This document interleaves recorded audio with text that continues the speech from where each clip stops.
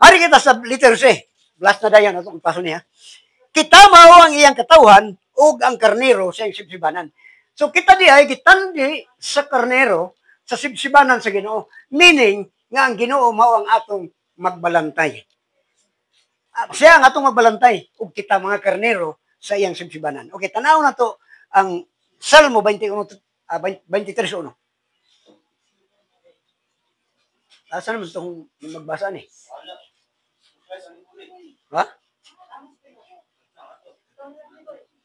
Si Balong na lang. Ha? Sinabi, utro to.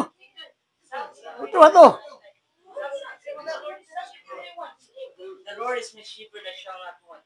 Mao na siya sa Salmo 23:1.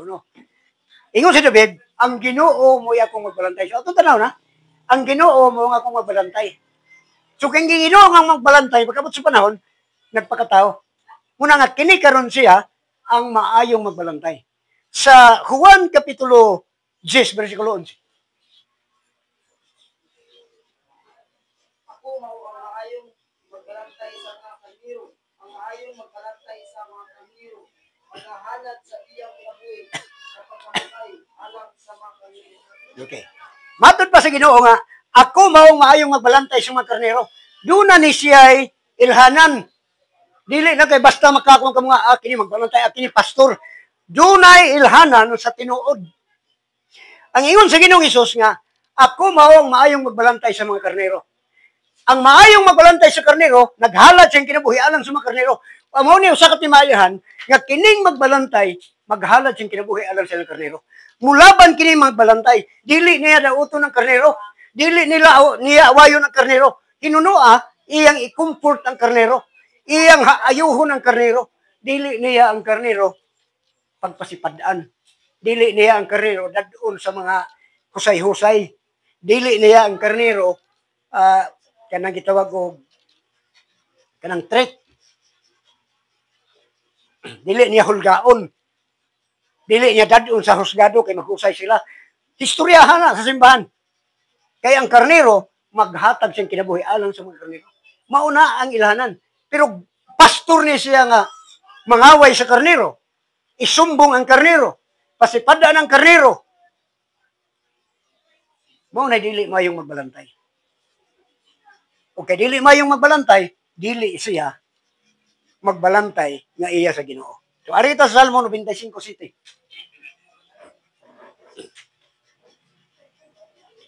Kaya siya mao ang atong Diyos, o kita mao ang katawan sa iyang simbanan, o mga karnero sa iyang kamot.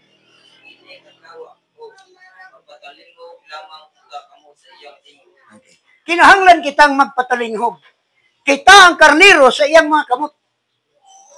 O kining magbalantay, kinahanglan makaila ka sa maayong magbalantay.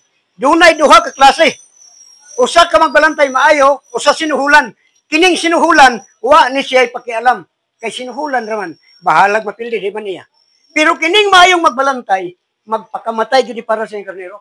Iya gining agwantahan, iyang i-comfort, iyang tabangan, iyang ayudahan, dili niya pasagdan. Mauna ang maayong magbalantay. Nag-ingon ng Ginoo nga. At kung maong maayong magbalantay. Sa Juan 10:14. Diba, asa man ang magbasa ni? Si Mutia. Ako mao ang maayong magbalantay sa mga karnero. Ako nakaila sa mga ako. O ang mga ako nakaila kanako. Okay.